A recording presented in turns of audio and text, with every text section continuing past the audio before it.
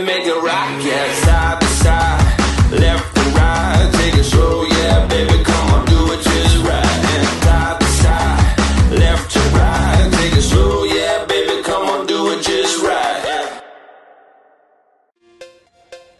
Assalamualaikum warahmatullahi wabarakatuh. Perkenalkan, nama saya Wulan Haryani dengan nomor induk mahasiswa 2072000026. Nah, baiklah, di sini saya akan mempresentasikan PPT yang mana itu ringkasan dari artikel saya, yang mana artikel saya ini berjudul yaitu aktivitas fisik dengan penyakit jantung koroner di Indonesia. Nah, tugas ini adalah tugas mata kuliah genetika dengan dosen pengampu yaitu Ibu Diandara Oriza MPD. Baik, masuk kepada pendahuluan, di mana pendahuluan ini berisikan judul dari artikel saya yang mana yaitu aktivitas fisik dengan penyakit jantung koroner di Indonesia. Yang mana penulisnya dari artikel ini adalah yang pertama itu ada Dian Yunanto Setyaji, dan yang kedua itu ada Yayi Suryo Prabandari, dan yang ketiga itu ada Imade Alit Gunawan.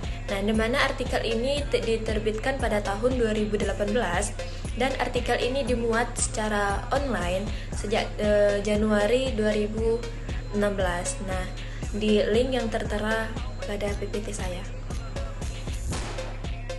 Sekarang selanjutnya itu pembahasan atau isi dari artikel ini adalah penyakit jantung koroner atau sering disebut PJK adalah istilah untuk penyakit yang muncul ketika dinding arteri koronaria menyempit oleh pembentukan material lemak secara gradual. Nah, penyakit ini tidak memiliki gejala pada awal pembentukannya dan merupakan gangguan kronis yang berkembang diam-diam di sepanjang hidup. Nah, penyakit jantung koroner ini bertanggung jawab atas sejumlah besar kematian dini. Nah, penurunan kualitas hidup dan tingginya biaya sistem kesehatan dan perawatan sosial. Mayoritas penderita PJK ini termasuk ke dalam kelompok usia lansia. Nah, namun jika dibandingkan dengan kelompok usia remaja, prevalensi PJK ini paling tinggi ditemukan pada kelompok usia manula. Nah, banyak penelitian epidemiologis prospektif menyebutkan bahwa terdapat kaitan erat antara perkembangan aterosklerosis seiring dengan bertambahnya usia. Nah, penelitian lain juga menunjukkan hasil serupa bahwa secara relatif orang berusia muda memiliki risiko absolut PJK yang lebih rendah dalam rentang usia 10 tahun meskipun memiliki banyak faktor risiko yang lainnya. Nah, prevalensi PJK ini lebih tinggi dijumpai pada kelompok wanita dibandingkan dengan pria. Nah, mayoritas penderita PJK di Indonesia adalah kelompok wanita.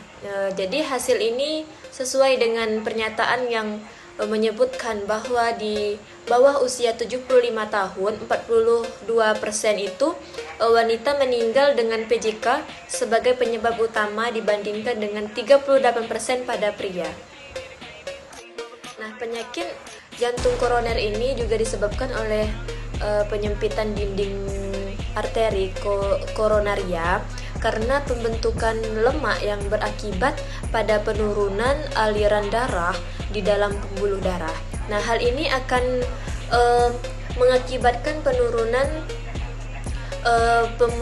pemenuhan kebutuhan oksigen otot jantung sehingga menyebabkan penurunan fungsi otot jantung dan kerusakan sel otot jantung. Nah, penyakit ini juga dapat menyerang kelompok usia produktif sehingga banyak keluarga yang terpaksa harus kehilangan sumber pendapatan dan terbebani oleh biaya pengobatan dan perawatan yang besar, dan pada akhirnya beban perekonomian negara juga akan terus meningkat.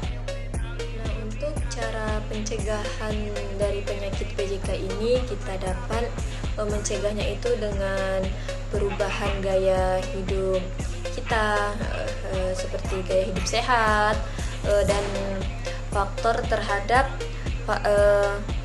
resiko sedari dini.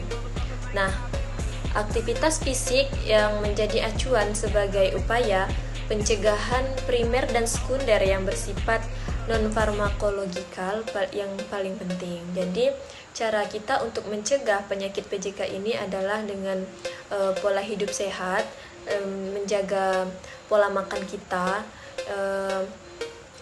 dan fokus terhadap faktor risiko sedari dini. Mungkin hanya itu yang bisa saya sampaikan atau yang bisa saya jelaskan hasil dari artikel saya. Saya akhiri, billahi taufik wal hidayah. Wassalamualaikum warahmatullahi wabarakatuh.